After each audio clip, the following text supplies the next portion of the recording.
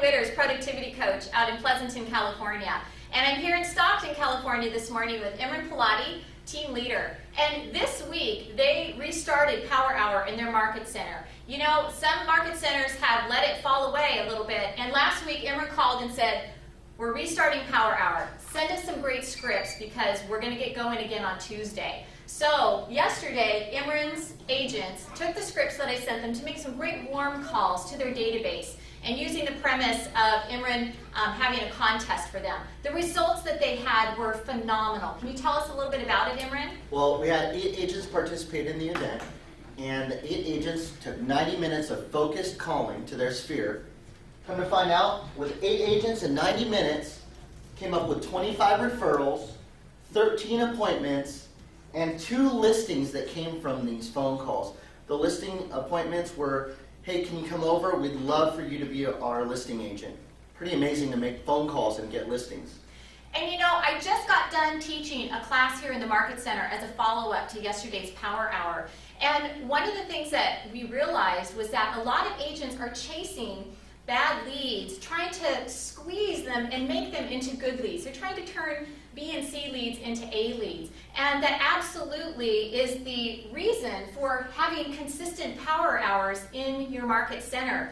So one of the things that we talked about is actually, what are your standards for working with a lead? So the agents took a good look at, are the leads that they're working with, that they're struggling with, are they qualified?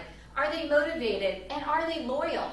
And if they meet those factors, then the agents are taking them, they're putting them in their A bucket. And if they don't meet those factors, well, they're either hitting the trash can or they're putting them on a drip system so they can stay in touch with them until the time comes up when they're actually more motivated and ready to move on.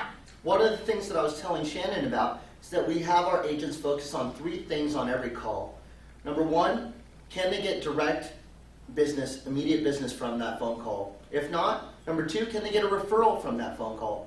And if neither of those can happen, as long as they're furthering a relationship with that person on the other line, it's a successful phone call. So every phone call doesn't need to turn into immediate business, but it should at least have one of those 3 things happen.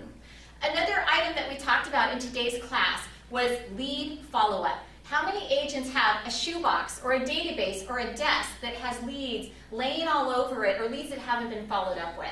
So the instruction today was that agents split their time, spend half their time on lead follow-up and half their time on prospecting for new leads. And there's 2 simple questions that an agent can ask when they're calling a lead to follow up. Number 1 is, gosh, are you still looking to buy or sell a home?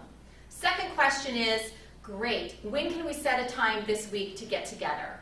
Then the agent can make a decision, and they also get a phenomenal reality check on, really, how many good leads do they have, and how much time do they need to be spending doing Power Up. So we know the value of Power Hour. Do you? Hey, I think that rocked! I think that was okay. Be sure you include you jumping around for a few minutes.